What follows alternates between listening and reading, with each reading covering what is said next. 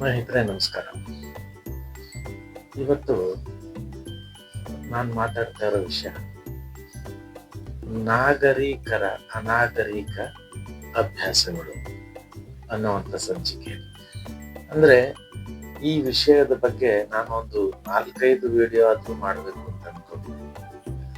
ಯಾಕಂದ್ರೆ ನಾವು ನಾಗರಿಕರಾಗಿದ್ದು ಕೂಡ ಅದೆಷ್ಟು ರೀತಿಯ ಅನಾಗರಿಕ ವರ್ತನೆಗಳನ್ನ ಮಾಡ್ತಿದ್ದೇವೆ ಅಂತಂದ್ರೆ ಅದು ಸಮಾಜಕ್ಕೆ ಮತ್ತೆ ನಮ್ಮ ಭವಿಷ್ಯದ ಪೀಳಿಗೆಗೆ ತುಂಬಾ ಹಾನಿಕಾರಕವಾಗಿ ಮುನ್ನಡೀತಾ ಇದೆ ಅನ್ನೋದು ನನ್ನ ಅನಿಸಿಕೆ. ಇವತ್ತಿನ ವಿಷಯ ಮನೆಗಳಲ್ಲಿ ಉತ್ಪತ್ತಿಯಾಗುವಂತಹ ಕಸಗಳ ನಿರ್ವಹಣೆ ಬಗ್ಗೆ. ನಾವು ಇತ್ತೀಚಿನ ದಿನಗಳಲ್ಲಿ ಮನೆಯಲ್ಲಿ ಒಣ ಕಸ, ಹಸಿ ಕಸ, ಮೆಡಿಕಲ್ ಕಸ, ಗಾಜಿನ ತುಂಡುಗಳು, ಹೀಗೆ ಹಲವಾರು ಬಗೆಯ ಕಸಗಳು ಹೆಚ್ಚು ಉತ್ಪಾದನೆ ಆಗ್ತಿದ್ದಾವೆ. ಆನ್ಲೈನ್ ಫುಡ್ ಸಂಸ್ಕೃತಿ ಹೆಚ್ಚಾದ್ಮೇಲಂತೂ ಆಹಾರಗಳನ್ನು ತರಿಸ್ಕೊಳ್ಳೋದು ಅಥವಾ ಇವನ್ ಬೇರೆ ವಸ್ತುಗಳನ್ನು ಕೂಡ ಆನ್ಲೈನ್ ಅಲ್ಲಿ ತರಿಸುವಾಗ ಪ್ಲಾಸ್ಟಿಕ್ಗಳ ಹಾವಳಿ ಅದು ಕೂಡ ತುಂಬಾ ಹೆಚ್ಚಾಗಿದೆ. ಭಾರತ ಸರ್ಕಾರ ಹಾಗೂ ಕರ್ನಾಟಕ ಸರ್ಕಾರ ಪ್ಲಾಸ್ಟಿಕ್ ಅಂದ್ರೆ ಒಂದು ಸಮಯ ಉಪಯೋಗಿಸುವಂತಹ ಪ್ಲಾಸ್ಟಿಕ್ಗಳ ಬಳಕೆಯನ್ನ ಮತ್ತೆ ಮಾರುವುದನ್ನು ನಿಷೇಧ ಮಾಡಿದ್ರು ಸಹ ಎಲ್ಲಂದ್ರಲ್ಲಿ ಈ ಪ್ಲಾಸ್ಟಿಕ್ ಕವರ್ಗಳು ಅವ್ಯಾಹತವಾಗಿ ನಮಗೆ ಸಿಗ್ತಾ ಇದೆ. ಇದರಿಂದ ನಮ್ಮ ಪರ್ಯಾವರಣವೂ ತುಂಬಾ ಹಾಳಾಗ್ತಾ ಇದೆ, ಮತ್ತೆ ನಾವು ಕೂಡ ಇದನ್ನ ಎಲ್ಲಂದ್ರಲ್ಲಿ ಬಿಸಾಕ್ತಾ ಇದ್ದೀವಿ. ನಾನು ದಿನಾಲು ಬೆಳಗ್ಗೆ ವಾಕಿಂಗ್ ಹೋಗುವಾಗ ಅಂದ್ರೆ ನಮ್ಮ ಮನೆಯ ಸುತ್ತಮುತ್ತ ನಾನು ಹೋಗಿ ಬರುವುದಕ್ಕೆ ಹೆಚ್ಚಂದ್ರೆ 3 ಕಿಲೋಮೀಟರ್. ಕೆಲವು ಸಲ ಹೋಗೋ ದಾರಿ ಬೇರೆ, ಬರೋ ದಾರಿ ಬೇರೆ ಇರುತ್ತೆ. ಅದೇನೇ ಇರಲಿ, ಇದಿಷ್ಟು ಜಾಗದಲ್ಲಿ ನಾನು ಕಂಡಂತಹ ಕೆಲವು ಕಸದ ತುಣುಕುಗಳು ಹೇಗಿದ್ದಾವೆ ಅಂತಂದ್ರೆ ನಿಜವಾಗಿಯೂ ಕಸಗಳನ್ನ ಎಲ್ಲಂದ್ರಲ್ಲಿ ಬಿಸಾಕೋದು, ಖಾಲಿ ಸೈಟ್ ಇದ್ರೆ ಅದರಲ್ಲಿ ಕಸದ ರಾಶಿಯನ್ನು ತುಂಬೋದು, ಈ ತರದ್ದೆಲ್ಲ ವಿಷಯಗಳು ತುಂಬಾ ಇದ್ದಾವೆ. ನಾನು ಕೆಲವು ಫೋಟೋ ಮತ್ತೆ ಕೆಲವು ಸಣ್ಣ ವಿಡಿಯೋಗಳನ್ನ ಮಾಡಿದ್ದೇನೆ, ಅದನ್ನ ಒಮ್ಮೆ ನೋಡಿಕೊಂಡು ಬರೋಣ. ನೋಡಿ, ಎಲ್ಲಂದರೆ ಅಲ್ಲಿ ಕಸ ಬಿಡಿಸೋದು ಅಭ್ಯಾಸ, ದಾರಿಯಲ್ಲಿ ಪ್ಲಾಸ್ಟಿಕ್ ಕವರ್ಗಳು, ಸಿಗರೇಟ್ ಪ್ಯಾಕ್ಗಳು, ಮತ್ತು ಪಾರ್ಸೆಲ್ ತರಿಸಿದ ತಿಂಡಿಯ ಕವರ್ಗಳು, ತಿಂಡಿ ಜೊತೆಗೆ ಖಾಲಿ ಸೈಟ್ನಲ್ಲಂತೂ ಕಂಡಲ್ಲಿ ಕಸ ಬಿಸಾಕೋ ಅಭ್ಯಾಸ. ನೋಡಿ, ಬಿಸಾಕಿದ ಕವರನ್ನು ನಾಯಿ ಎಳೆದು ತಂದು ರಸ್ತೆಯೆಲ್ಲ ಚೆಲ್ಲಿದ ರೀತಿ. ಪ್ಲಾಸ್ಟಿಕ್ ಅಂದರೆ ಹಾಗೆ ಗಾಳಿಗೆ ಎಲ್ಲಂದ್ರಲ್ಲಿ ಹಾರೋಗುತ್ತೆ. ನೋಡಿ, ಮರದ ಮೇಲೆ ಕೂಡ ಹಾರಿದೆ. ನೋಡಿ, ಕಾಂಪೌಂಡ್ ಪಕ್ಕ. ಮತ್ತು ಒಮ್ಮೆ ಕಸ ಬಿಸಾಡಿದರೆ ಜನ ಎಲ್ಲ ಅಲ್ಲೇ ಕಸ ಬಿಸಾಡ್ತಾರೆ. ಇದೊಂದು ದುರಭ್ಯಾಸ ನಮಗೆ. ನೋಡಿ, ಈ ರೀತಿಯ ಕಸದ ರಾಶಿಗಳು ನಮ್ಮ ಸುತ್ತಮುತ್ತಲೂ ತುಂಬ ಕಾಣ್ತಾನೆ ಇರ್ತವೆ. ಕುಡಿದ ನೀರಿನ ಬಾಟಲ್ಗಳು, ತಂಪು ಪಾನೀಯದ ಬಾಟಲ್ಗಳು, ಪಾನ್ ಮಸಾಲ ಗುಟ್ಕಾಗಳಂತಹ ಕವರ್ಗಳು. ನೋಡಿ, ಕಸದ ರಾಶಿ ಹೇಗೆ ಬಿಸಾಕೊಂಡಿದ್ದಾರೆ ಅಂತ. ಈ ಕಸದ ರಾಶಿಗೆ ಪರಿಹಾರವೇ ಇಲ್ಲವೇ? ನೋಡಿ, ಯಾವುದೋ ಚಿಪ್ಸ್ ಕವರ್ ಅನಿಸುತ್ತೆ, ಪ್ಲಾಸ್ಟಿಕ್ ಚೀಲ, ಇದು ಅಷ್ಟೇ ಪ್ಲಾಸ್ಟಿಕ್ ಹಾವಳಿಯೇ ಹೀಗೆ. ನೋಡಿ, ನೀರಿನ ಬಾಟಲ್, ಯಾವುದೋ ತಿಂಡಿ ಕವರ್, ನೀರಿನ ಬಾಟಲ್ಗಳು, ಇದು ಬಾಟಲ್, ಎಲ್ಲಂದರಲ್ಲಿ ಈ ಬಾಟಲ್ಗಳು ಕಾಣಿಸಿಗುತ್ತೆ. ನೋಡಿ, ಕಸದ ರಾಶಿಯೇ ಬಿದ್ದಿದೆ. ಅಬ್ಬಾ, ಎಂತಹ ರಾಶಿ! ನೋಡಿ, ಈ ಕಸದ ವ್ಯಾನ್ಗಳು ಕೂಡ ಅತಿಯಾಗಿ ತುಂಬಿದಾಗ ಗಾಳಿಗೆ ಹಾರಿ ರಸ್ತೆಯಲ್ಲೆಲ್ಲ ಬೀಳ್ತಾ ಇದ್ದದ್ದು ನೀವು ನೋಡಿದ್ದೀರಲ್ವ.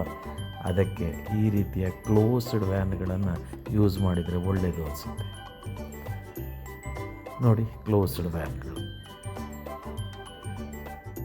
ಇನ್ನು ಇದಕ್ಕೆ ಪರಿಹಾರ ಅಂತಂದರೆ ನೋಡಿ, ಅಲ್ಲಲ್ಲಿ ಕಸದ ಬುಟ್ಟಿಗಳನ್ನು ಹಾಕೋದು, ಈ ರೀತಿ ಡ್ರೈ ವೇಸ್ಟ್ಗಳಿಗೆ ಈ ಥರ ಬುಟ್ಟಿಗಳನ್ನು ನಿಲ್ಲಿಸೋದು.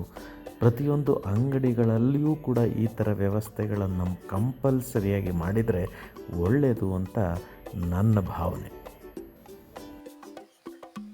ಹೀಗೇಕೆ ನಾವು ಮಾಡ್ತಾ ಇದ್ದೇವೆ ಅಂದ್ರೆ ಕಸವನ್ನ ಎಲ್ಲಂದ್ರಲ್ಲಿ ಬಿಸಾಡೋದು, ಈ ಅಭ್ಯಾಸಗಳು ನಮ್ಗೆ ಎಲ್ಲಿಂದ ಬಂತು? ನಾವು ನಗರಕ್ಕೆ ಬಂದಿದ್ದೇವೆ, ನಾಗರಿಕರಾಗಿದ್ದೇವೆ, ಹೊರಗಡೆ ಪ್ರಪಂಚ ನೋಡುತ್ತಿದ್ದೇವೆ, ನಮ್ಮ ಪರಿಸರವನ್ನೆಲ್ಲ ಚೆನ್ನಾಗಿ ಇಟ್ಕೊಳ್ಬೇಕು ಅನ್ನುವಂತಹ ಒಂದು ಕಾಳಜಿಯನ್ನು ವಹಿಸಬೇಕು. ಆದ್ರೂ ನಾವು ಹೀಗೇಕೆ ಮಾಡ್ತಿದ್ದೇವೆ? ಇದೊಂದು ಆಲೋಚನೆ ಮಾಡಬೇಕಾದಂತಹ ವಿಷಯ ಅಲ್ವೇ? ಅದೇ ರೀತಿ ಸರ್ಕಾರ ಸಹ ಈ ವಿಷಯದಲ್ಲಿ ಕಟ್ಟುನಿಟ್ಟಿನ ಕ್ರಮ ಕೈಗೊಳ್ಳದೇ ಇದ್ರೆ ನಮ್ಮ ಜನಸಮುದಾಯ ಕೂಡ ಸರಿಯಾಗೋದಿಲ್ಲ. ಸಮಾಜ, ಸರ್ಕಾರ, ಪೊಲೀಸ್ ಎಲ್ಲದರಲ್ಲೂ ಇರುವುದು ನಮ್ಮ ಜನತೆಯಲ್ಲಿ. ಸೊ ಎಲ್ಲರೂ ಸೇರಿ ಕೈಗೂಡಿಸಿದಾಗ ತಾನೇ ನಾವು ಎಲ್ಲವನ್ನು ಸರಿಯಾಗಿ ನಿರ್ವಹಿಸೋಕೆ ಸಾಧ್ಯ. ಇನ್ನಾದ್ರೂ ಈ ನಾಗರಿಕ ಸಮಾಜದಲ್ಲಿ ನಾವು ಮಾಡುವ ಅನಾಗರಿಕ ವರ್ತನೆಯನ್ನ ನಿಲ್ಲಿಸಬಹುದ? ನಮ್ಮ ಮನೆ ಕಸ, ಅದನ್ನ ಒಣ ಕಸ ಮತ್ತೆ ಹಸಿ ಕಸ, ಮೆಡಿಕಲ್ ಕಸ, ಇವುಗಳನ್ನೆಲ್ಲವೂ ನಾವೇ ಬೇರೆ ಬೇರೆ ಮಾಡಿ ಕಸದ ಲಾರಿಗೆ ಅಥವಾ ಕಸದ ವ್ಯಾನಿಗೆ ಕೊಡೋದ್ರಲ್ಲಿ ಏನ್ ತಪ್ಪಿದೆ? ಎಲ್ಲವನ್ನೂ ಒಟ್ಟಾಗಿ ಸೇರಿಸಿ ಅವ್ರಿಗೆ ಕೊಡೋದು. ಕೆಲವು ಸಲ ಕಸದ ಲಾರಿಗಳು ಕೂಡ ಅದು ತುಂಬಿ ಹೋಗಿ ಅದರಿಂದ ಕೂಡ ಹಾರಿ ಹಾರಿ ರಸ್ತೆ ಬದಿಯಲ್ಲೆಲ್ಲ ಕಸ ಹಾರುವುದನ್ನು ಸಹ ನೋಡಿದೆ. ಇನ್ನು ಕೆಲವರಂತೂ ಸಿಗರೇಟ್ ಸೇದಿ ಅದರ ಪ್ಯಾಕೆಟ್ ಅನ್ನ ರಸ್ತೆಗೆ ಬಿಸಾಕೋದು, ಈ ಪಾನ್ ಮಸಾಲ, ಚಾಕ್ಲೇಟ್, ಚಿಪ್ಸ್ ಇನ್ನು ಮುಂತಾದ ಕವರ್ಗಳನ್ನ ಎಲ್ಲಂದ್ರಲ್ಲಿ ತಿಂದು ರಸ್ತೆಯಲ್ಲಿ ಹಾರಿ ಬಿಡೋದು. ಮತ್ತೆ ತಂಪು ಪಾನೀಯಗಳಿರ್ಬೋದು, ಕುಡಿದದ್ದಿರ್ಬೋದು, ನೀರಿನ ಬಾಟಲ್ಗಳನ್ನು ಎಲ್ಲಂದ್ರಲ್ಲಿ ಬಿಸಾಡೋದು.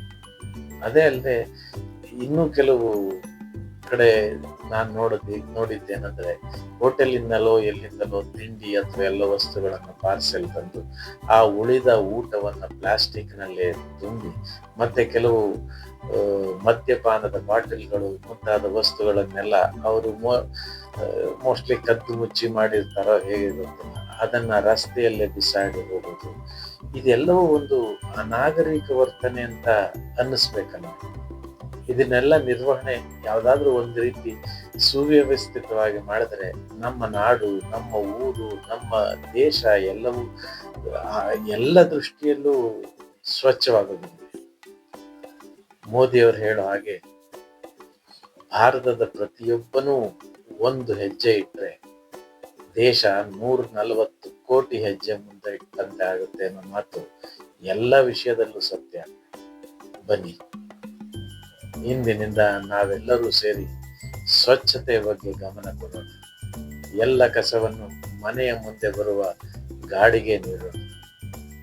ಇದೊಂದು ಸಂಕಲ್ಪ ಮಾಡೋಣ. ನಮಸ್ಕಾರ.